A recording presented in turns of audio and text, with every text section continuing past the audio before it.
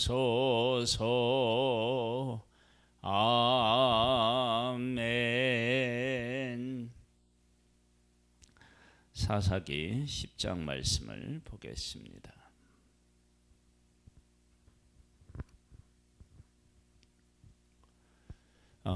우리는 사사기를 악순환이라 이렇게 이제 이야기합니다.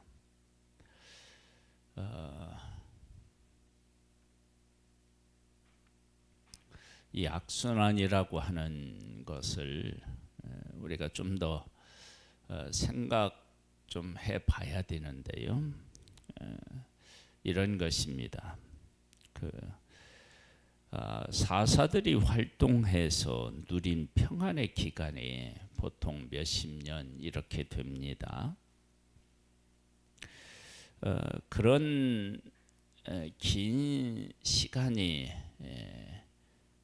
긴 시간을 평안을 누렸다.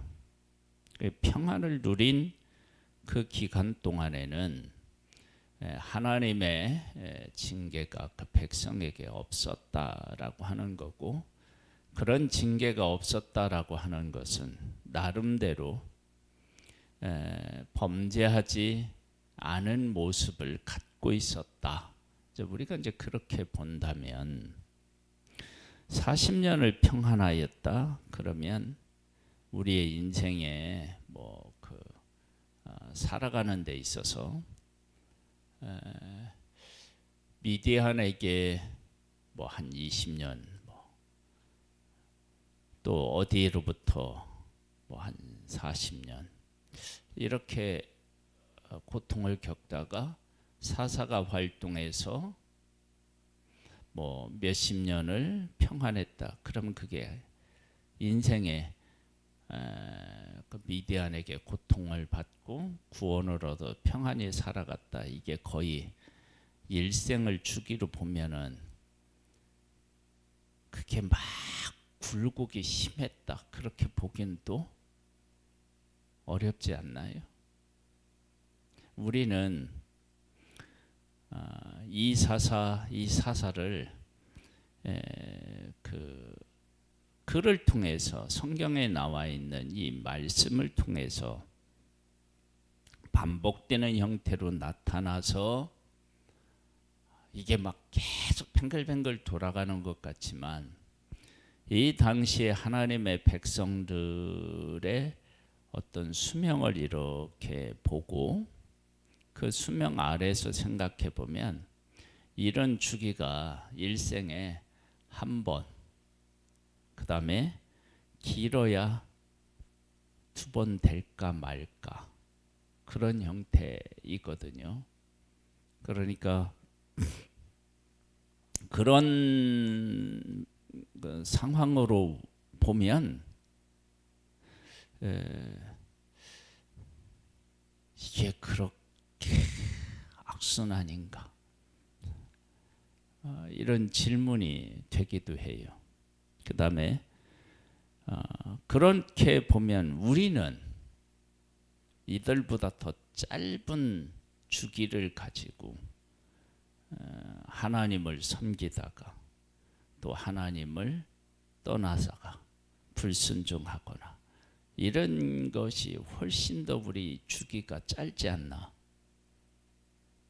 그렇게 보면 사사시대에 살았던 이 사람들의 삶이 그렇게 악하다고 우리가 할 수 있을까? 그런 질문을 한번 해볼 수 있어요. 한번 보겠습니다. 아비멜렉의 뒤를 이어서 익사갈 사람 도도의 손자 부하의 아들 돌라가 일어나서 이스라엘을 구원하니라. 아비멜렉을 이었다라고 얘기를 하는 것은 얼마나 혼란스럽고 얼마나 안타깝고 얼마나 괴로운 일들이 지나간 후에 이어서 사사가 되었으니까, 돌라가 사사가 되었을 때 그 상황은 참 암담했다. 왜냐, 기드온과 같은 큰 용사가 미디안의 손에서 구원해내서 아내들에게서 낳은 아들 70, 그리고 첩에게서 나오는 아비멜렉. 첩에서 나온 아비멜렉이 한 명을 빼놓고는 다 죽여요. 요담이라고 하는 아들 빼놓고는 다 죽습니다. 70명의 아들에서 한 명이 빠지니까 69명이 죽은 거예요. 그리고 동족 간에 전쟁이 일어나요. 죽고 죽이는 일들이 생겨요. 그런 상황 뒤에 일어나서 돌라가 사사가 되었다. 그러면 사사의 업적이 만만치가 않잖아요. 그러지 않겠어요? 그런 어려운 상황 속에서 구원했으니까. 그렇게 일어나서 이스라엘을 구원하니라.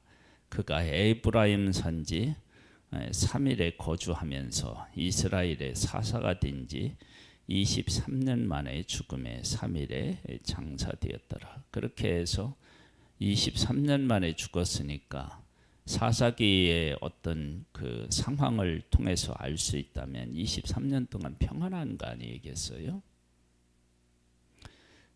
그렇게 평안하게 하고 그는 또 어떻게 됐느냐?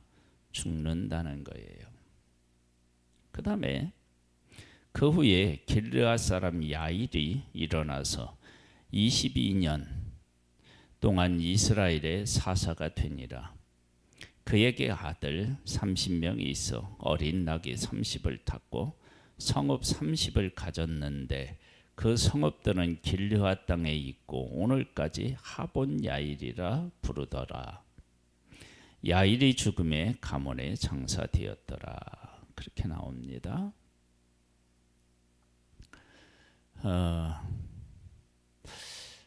돌라와 야일이라고 하는 사사에게서 나타나는 특징이 뭐예요? 누구랑 싸웠는지가 없어요. 왜 없을까요?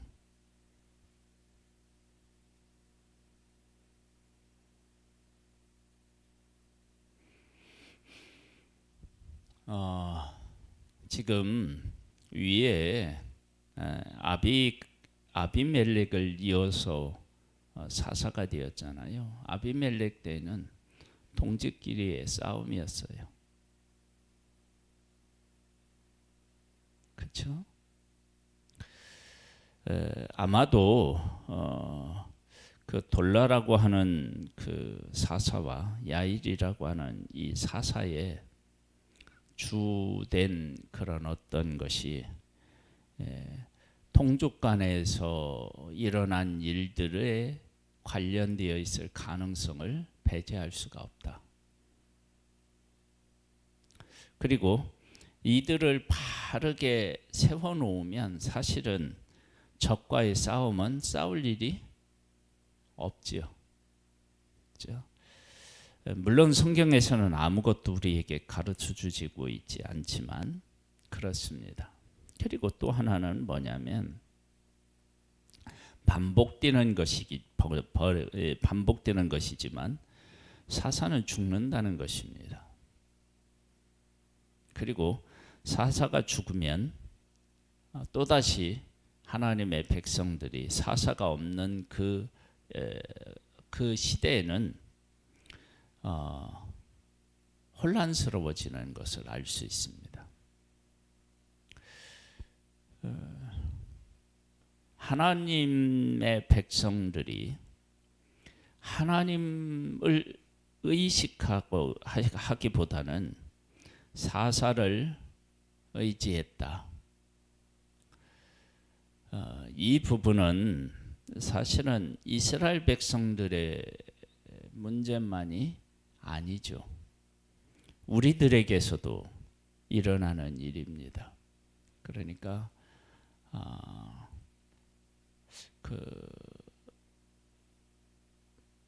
전에 있었던 그런 어떤 목사님의 어떤 그 영향력이 큰 그런 교회, 그런 집단, 그런 나라, 그 뒤를 이으면 어떤 지도자가 나오면, 전에만 못한 지도자가 나온다 그러면 혼란스러워져요. 이 이야기는 그 곳에 속해 있는 사람들이 사람에 의하여서 내 신앙이 어느 정도 결정이 되어지고, 그 결정되어진 신앙이 하나님하고의 관계 속에서 제대로 정립이 안 됐다라고 하는 것을 우리에게 보여주는 거예요. 만일에 하나님 중심이었다 그러면 물론 지도자가 하는 일에 따라서 힘이 나는 일이 있고 힘이 빠지는 일이 있겠지만, 하나님 앞에서 충성하는 이 일에 있어서는 그렇게 또 변화가 있어서는 안 되겠죠. 그게 충성이니까요. 그러니까 하나님의 백성들이 사사에 의지했고, 사사가 죽으면 또다시 문제가 생겼다. 그래서 다시 사사를 일으켜야 되는데 이제 문제가 생겨요.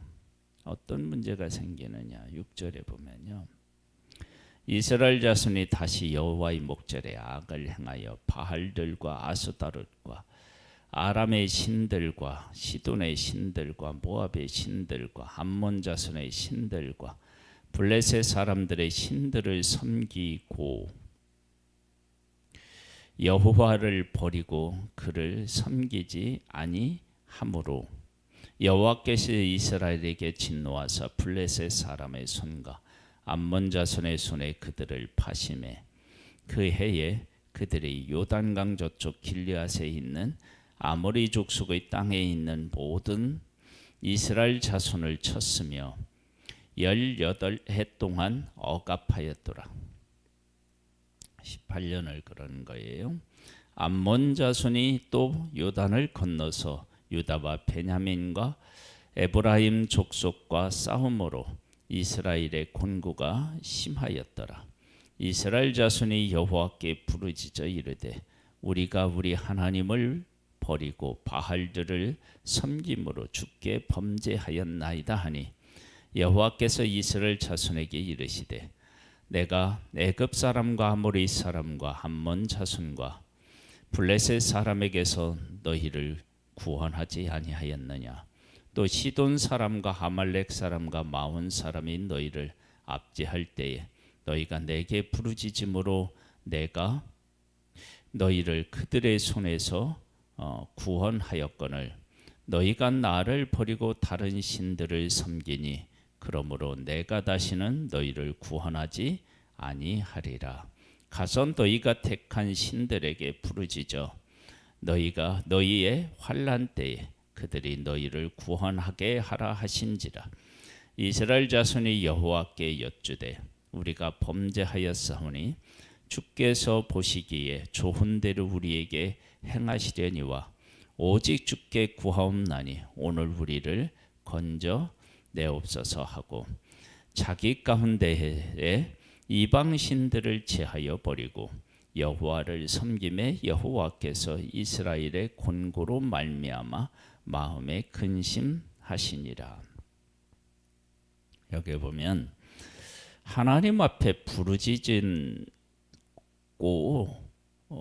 하나님 구원해 달라고 하는데 그들 가운데 무엇이 같이 있었느냐 그러면 16절에 보면 자기들 가운데 이방 신들을 제하여 버리고, 그러면 위에서 부르짖을 때는 그것이 여전히 있었을 가능성에 대해서 알 수 있어요.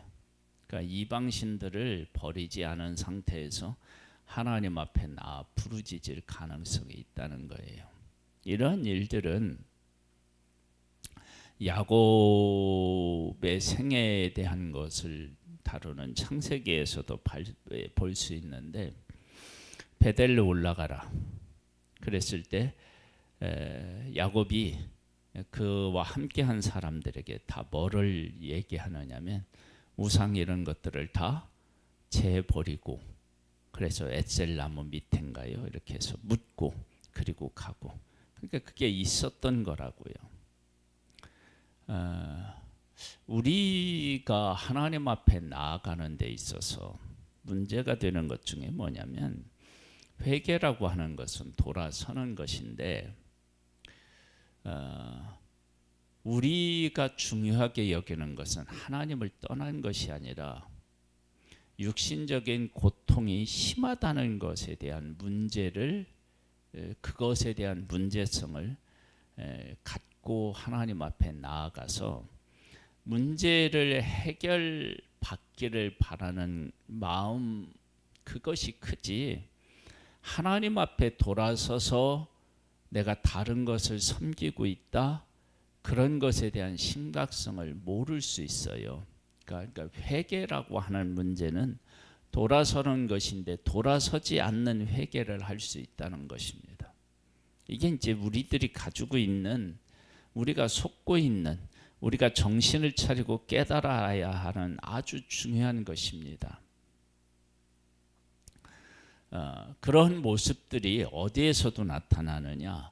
사사를 의지하는 데서도 나타나는 거예요. 사사를 의지하는 곳에서 나타나니까, 그러니까 하나님이 구원하셨는데 사사를 의지하고요. 그 다음에 하나님 앞에 돌아오는데 우상을 완전히 버리지 않은 상태에서 돌아와요. 그리고 그 하나님께서 자기들을 육신적인 고난에서 구원해 내시면 자기들이 하나님 앞에 바르게 선 것처럼 생각할 수도 있다는 거예요. 그래서 하나님께서 그들의 그러한 마음을 아시고, 야, 니들이 섬기는 신에게 가서 한번 해봐라. 그리고 부르짖는데 하나님이 응답하지 않아요. 전에는 백성이 부르짖으면 하나님이 사사를 어떻게 해요? 보내주셨는데 이제는 부르짖었는데도 하나님이 거부해요. 왜? 회개를 하는데 회개가 아닌 회개예요. 분명히 하나님 앞에 부르짖어 달라고 기도하면서 여전히 이방신들은 그들 안에 있는 그런 상태에 있을 수 있는 거예요.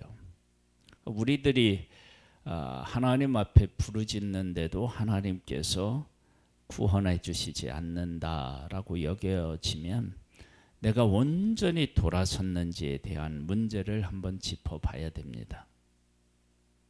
이 문제는 정말로 중요한 문제이겠죠. 그래서 어떤 일이 생기느냐, 그때에 암몬 자손이 모여서 길르앗에 진을 쳤으므로 이스라엘 자손도 모여서 미스바에 진을 치고 길르앗 백성과 방백들이 서로 이르되 누가 먼저 나가서 암몬 자손과 싸움을 시작하래. 그가 길르앗 모든 주민의 머리가 되리라 하니라. 머리가 된다. 그 기드온이 백성을 구했을 때도 백성들이 우리를 다스리라 그렇게 이야기를 하잖아요. 사울 때의 사무엘 때의 왕을 구하기 이전에 그러한 모습들이 하나님의 백성들에게 나타났다라고 하는 것을 알 수 있어요. 오늘의 얘기를 여러 가지를 얘기했는데 정리를 해보면 이런 것입니다. 여기서 우리가 몇 가지 교훈을 얻는데요. 돌라와 야일이라고 하는 이 사사는 누구하고 싸웠는지가 기록되어 있지 않아요. 그리고 그가 어떻게 싸웠는지에 대한 업적에 대한 것도 사실은 없어요. 그런데 그들은 하나님의 부름을 받아서 하나님의 백성을 구원했고, 그리고 다른 사사들처럼 그가 사는 날 동안에 하나님의 백성들에게 평안하게 하는 일에 쓰임받게 됩니다. 우리의 삶이 성경에서 이렇게 감추어져 있지만 사명을 다한 사람.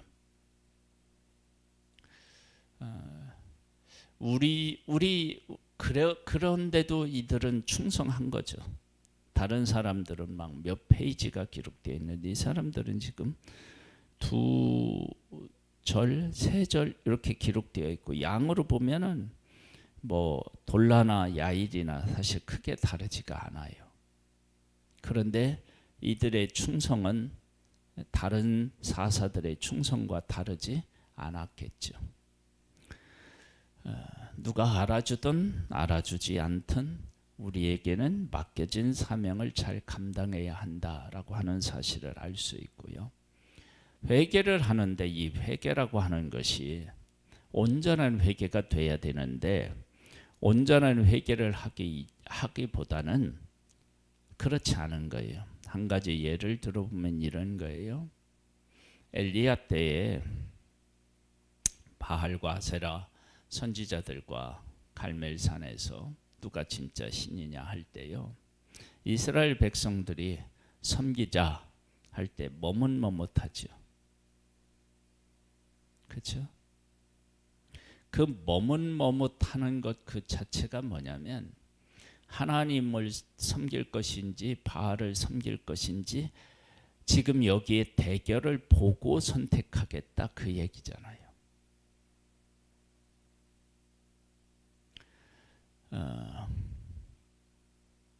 그들이 가지고 있었던 문제의식을 하나님 앞에서 전혀 하지 못한 상태인 거예요. 그래서 누가 진짜냐 그러면 내가 바알이 그렇다 그러면 그쪽을 따라갈 수 있겠다. 따라가야만 된다. 그런 생각을 하고 있는 상태에서 하나님의 사람 엘리야가 하나님의 하나님됨을 나타낸다고요. 그러면 그렇게 우상을 섬기고 있는 그들을 하나님이 구원하실 계획을 여전히 가지고 계셨고 그걸 지금 시작하신 거잖아요. 그러니까 그런 상태에서 하나님 앞에 부르짖을 수 있다는 거예요. 우리가 회개하지 않고 그런 상태에서 하나님 앞에 부르짖어서 육신적인 고난에서 우리가 벗어나면 그것으로 감사하고 그것으로 족하는 거예요. 우리가 하나님을 어떻게 섬겼고 어떤 하나님을 알고 있는지에 대한 관심이 없는 거예요.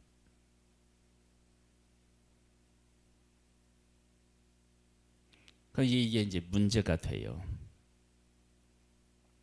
그리고 이제 어떤 내용이 이제 그 기록되느냐? 입다라고 하는 이제 사사가 등장하는데 입다 자체에 또 문제가 있어요. 사사 자체, 부름받은 사사 자체가 문제가 생겨요. 그러함에도 하나님이 구원해 줘요. 그러니까 하나님께서 하나님의 백성들을 내게 얼마나 큰 긍휼과 사랑을 베푸셨는지에 대한 것들을 알 수 있다는 거예요. 회개다운 회개를 하지 않아요. 그 다음에 사람을 늘 바라보고 의지해요. 그런 가운데 하나님의 구원과 은혜가 얼마나 변함없이 위대하게 그 백성들에게 나타나 있는지를 알 수 있어요. 물론 이런 과정에서 하나님의 백성들과 그 사사들의 약점들이 다 노출돼요. 그러나 하나님의 구원은 그 가운데서도 지속되고 있고 하나님이 주신 온전한 그런 구원에 대해서 백성들이 바르게 해석하지 못하고 누리지 못하는 모습들을 보게 됩니다. 그러니까 이런 모습들을 통해서 우리들의 모습을 보는 거예요. 우리가 2022년 한 해를 살았는데요. 우리들의 삶 속에 그 주기를 두고 하나님을 열심히 섬기기도 하고 따르기도 했다가 또 내 마음대로 살기도 했다가 이 주기는 사사시대의 이때 당시의 사람들보다 훨씬 더 우리에게 자주 일어나는 일이다. 그렇게 우리가 볼 수 있습니다. 그런데 하나님께서 우리를 변함없이 사랑하고 계시고 우리의 온전하지 않은데도 불구하고 우리를 구원하셨습니다. 그러니까 하나님께서 얼마나 큰 은혜를 2022년에 우리에게 베풀어 주셨는지를 알 수 있습니다.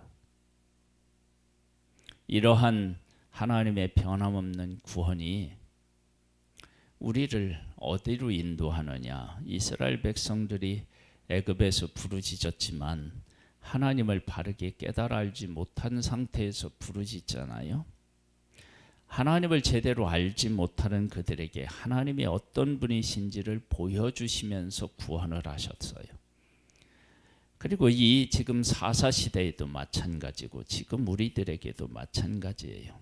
그래서 우리들도 하나님께서 구원하시는데 우리가 완벽하지 않아요. 하나님의 어떤 놀라운 것들을 경험하는데 완전하지 않아요.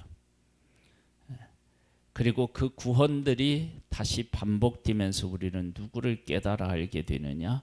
하나님을 깨달아 알게 됩니다. 하나님은 오늘도 우리를 구원하시면서 하나님을 하나님으로 우리에게 알게 하시는 일에 초점이 있습니다.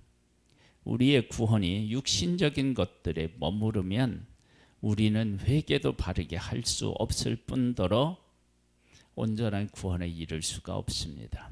그래서 한 해를 마무리하면서요, 나의 삶을 돌아보고 나는 하나님의 어떠한 구원에 초점을 맞추고 있었는지를 생각해보고 돌라와 야일처럼 성경에서 그렇게 그가 누구와 싸웠는지 어떻게 싸웠는지 그런 것들이 다 없지만 그들이 일어나서 사사의 직무를 잘 감당해서 그들이 사는 동안에 하나님의 백성에 평온케 했다고 하니까 우리의 삶도 우리의 맡겨진 일들을 잘 감당해서 하나님의 나라를 이 땅에 펼치는 일에 있어서 누가 알아주지 않던 충성하는 그러한 삶을 우리가 또 다짐해보고 그러는 시간들을 가질 수 있게 되기를 바랍니다. 하나님 아버지, 우리는 온전하게 하나님을 찾지 못하는 그러한 불완전한 모습들을 참 많이 보입니다. 그런데 하나님께서는 여전히 우리를 구원하고 계시며 하나님의 하나님 되심을 보여주시면서 하나님을 알기를 소원하십니다. 2022년이 내일로서 끝나는데 한 해 동안 우리의 삶을 돌아보고 그리고 정말로 우리가 하나님을 알기를 원했는지를 생각해보고 정말로 잘못한 일들을 회개하고 하나님께로 돌아가고 하나님을 아는 복된 자로 다시 한번 서기를 소망하오니 주여 우리에게 은혜를 베푸소서. 돌라와 야일처럼 누구와 싸웠는지 어떻게 싸웠는지 기록되어 있지 않지만 그들도 사사로서의 맡겨진 사명을 잘 감당했던 모습을 보게 되는데 누가 알아주든 알아주지 않든 우리에게 맡겨진 사명을 잘 감당하는 그런 복된 사람 되기를 또한 소망합니다. 주여 우리에게 은혜를 베풀어 주셔서 감사드립니다. 예수님의 이름으로 기도드립니다. 아멘. 하늘에 계신 우리 아버지여, 이름이 거룩히 여김을 받으시오며 나라에 임하옵시며 뜻이 하늘에서 이룬 것 같이 땅에서도 이루어지리이다. 오늘날 우리에게 일용할 양식을 주옵시고 우리가 우리에게 죄 지은 자를 사하여 준 것 같이 우리 죄를 사하여 주옵시고 우리를 시험에 들게 하지 마옵시고 다만 악에서 구하옵소서. 대개 나라와 권세와 영광이 아버지께 영원히 있사옵나이다. 아멘.